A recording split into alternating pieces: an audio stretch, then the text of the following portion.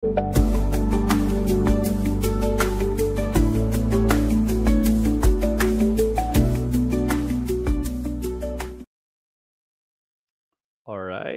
Good morning mga kakabsat. Ito meron tayong balita, Mabsat, no?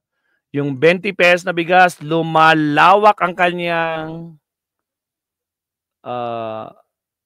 naikakalat na sa mga iba't ibang parte ng Pilipinas. Unti-unti, tulad ng sabi natin noon, nag-umpisa sa Cebu, kumalat kung saan-saan, Tacloban, kung saan-saan lupalop, sa NCR, sa Bulacan.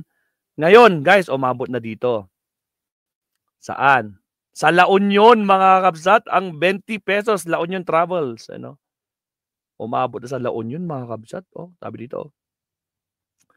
Tingnan ng mga empleyado ng Chowking San Fernando, isang food chain na matatagpuan sa lungsod ng San Fernando, La Union, ang nakatanggap ng tulong mula sa programang Benteng Bigas. Meron na BBM rice subsidy noong Hunyo 13. Kahapon lang to. Ano, lakihan natin. Nakikita nyo ba? Oh, good news mga kabsat. Nawala. Ayan, oh. Tingnan sa Chowking. Isang fast food chain na matatagpuan sa lungsod ng San Fernando, La Union, nakatanggap ng tulong mula sa programang Benteng Bigas.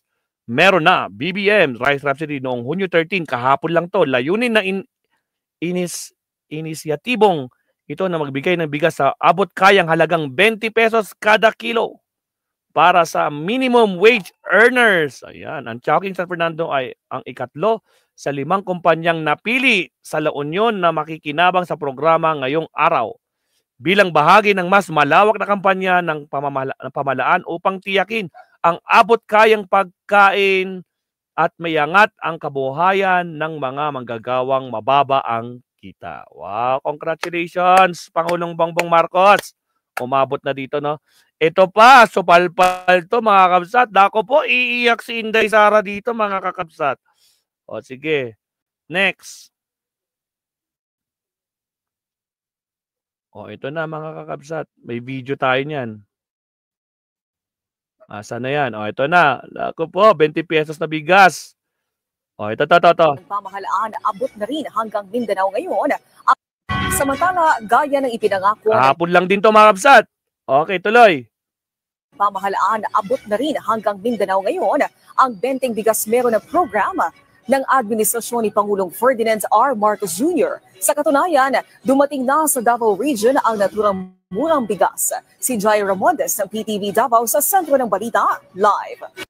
Paktay tayo dyan, Inday Sara. Ano na? Correct, Maring Carclea. Palitan ko lang kung sino sa Christmas at New Year. Ang alin? Meron talaga. Ano ba? Okay. So, yun nga mabsat. Dako po. Inday! Sa Davao, may 20 pesos ng bigas. Agoy! Saan sa Davao to? Nako po. Yung mga DDS dyan sa Davao, mag-uulahan sa pila yan, sigurado. Yung mga DDS, nako po. Umabot na sa Mindanao. Bakit sa Cebu lang? Bakit hindi sa Visayas at sa Mindanao? Bakit hindi sa Luzon at Mindanao? Ngayon, nasa Davao pa talaga. Alak naman lang kamote. Putragis. O sige, alamin natin. Saan sa Davao? Naomi, dumating na nga sa Mindanao, partikular na sa naabot kayang presyo ng bigas mula sa pamahalaan. Dito sa Barangay Gihing, Hagonoy, Davao del Sur ay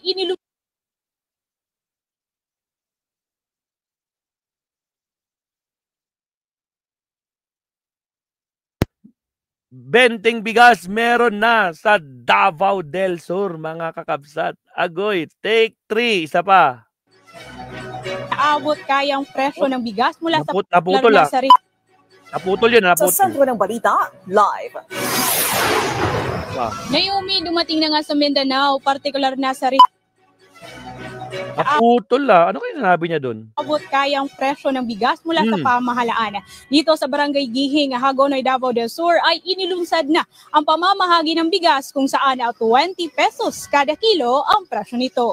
Good job, Mula sa PBBM. pangako ni Pangulong Ferdinand Marcos Jr. ay naisakatuparan na nga ito ngayong araw kung saan unang nakabenepisyo Ayan, no? Pagbebenta ng 20 pesos sa bigas, nagsimula na rin sa Mindanao.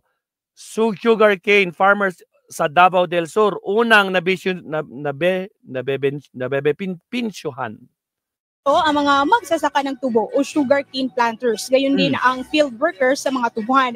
Pinangunahan ito ng Department of Labor and Employment Region 11, katuwang ng Department of Agriculture, National Food Authority at isang pribadong sektor. Ngayong araw, 4,000 kilos ng well-milled rice ang ibinibenta. Ngunit ayon sa DOLE 11, hanggang 10 kilo ng bigas ang maaaring bilhin ng mga benepisyaryo. Bilang suporta naman ng NFA at DA11, sinisiguro nito ang kalidad at masarap na lasa ng bigas, lalo pa at galing din mismo sa mga magsasaka ng Davao Region ang palay na kinuha gamit ang kanilang post-harvest facilities. Very good, nakakabsat. Good. DDS, bili na. Oy, mga garapata. Laging bumabatikos kay Pangulong Bongbong Marcos. This is your chance.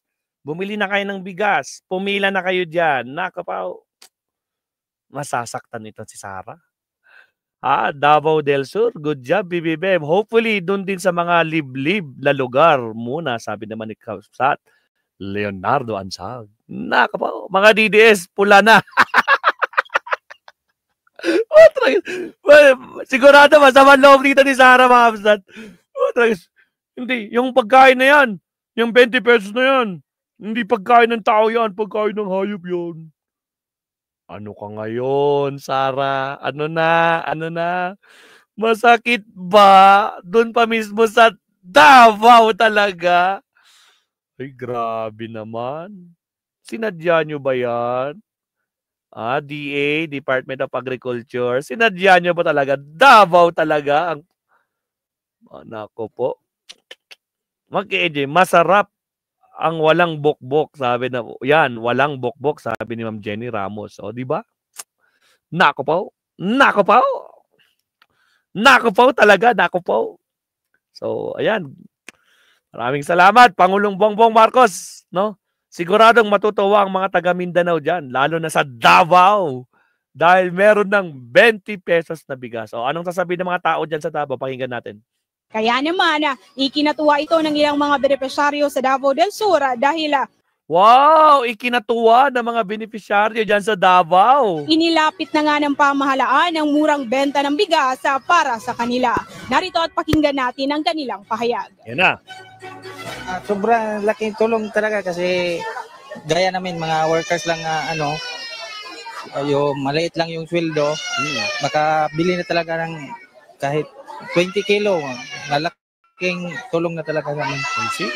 Tuwang-tuwa ang mga mamayan ng Davao, mga Kapsat. Malaking tulong sa kanila, lalo na sa mga low earnings na mga trabahador. Diba? Siyempre, malaking tulong na yun, guys. Biro mo. Yung 200 mo, may 10 kilos ka na. Diba? Saan ka pa? Diba? O, diba? Nako po. Kaya nako po, sigurado, maiinis na naman si Sara dito.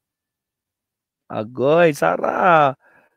Din naman, tulong-tulong din, no? Kaso, wala eh. Ituloy. Salamat kami mga taga Davao del Sur na dumating na ang bugas na tag 20 ni Pangulong Ferdinand Marcos. Maraming salamat po. Ang 20 pesos rice project ni Pangulong Marcos Jr. ay sinisigurado na accessible, available at affordable ang produkto para sa sambayan ng Pilipino. Dito sa Davao Region, sinabi ng DOLE 11 na ito munang 4,000 kilos na bigas ang ipinamamahagi at hihintayin muna ang mandato ng national government kung kailan na magiging available sa iba pang probinsya dito sa Davao Region. At yan muna ang huling balita mula rito sa Hagonoy, Davao del Sur. Zaira Mundez para sa Pambansang TV sa Bagong Pilipinas. Yun! O, diba? Ano na, Sara, Maestra Paul, sana makaabot dito sa Texas. Uy, masarap ang kanyo dyan, ha? Kapsat Joel, mga pan. Dyan sa Texas, yung mga pagkain nyo dyan. Sana all, o, diba? Partida yan, Ma'am Eva. Week at ala project si BBM for them. Kaya nga, Wala naman nagagawa si BBM eh. Anong nagawa niya po talaga sa dami ng good news ni Attorney Claire, no, na sinasabi niya lagi every time na nagpe-press con. Isa pang good news. Isa pang good news. Po tragis, gigil na gigil yung mga garapata, mga kapsat. Agoy, magsisiiyakan sila. O siya, yan lang naman guys. So, yan lang naman yung balita natin, no, sa ating mga topic. Pero siyempre, umpisa na natin ng totoong bardagulan, mga kapsat. Alright, again, maraming salamat po. Sa mga di pa nagla-like and subscribe, like and subscribe. Ilan na ba like natin? Check lang ako ng status, mga kapsat, no? Check lang tayo ng like, mga kapsat. At syempre, wag, ilan na ang like natin? Check. Di ko makita eh. Nandito ako sa 131 likers. Maraming salamat. O kahit 50 or 659 viewers na lang ang ating naiwan dito eh. Maraming salamat pa din, Ma'am Sat. Again, thank you very much. O siya, pag-usapan na natin ito, Ma'am Sat. Punta tayo sa mga Duterte. Punta tayo sa mga Duterte na kinaiinitan ng taong bayan. Oh, tragis. O sige. Maalala nyo, Ma'am Sat, no? Wait lang. Puputulin pala natin to. Okay, here we go.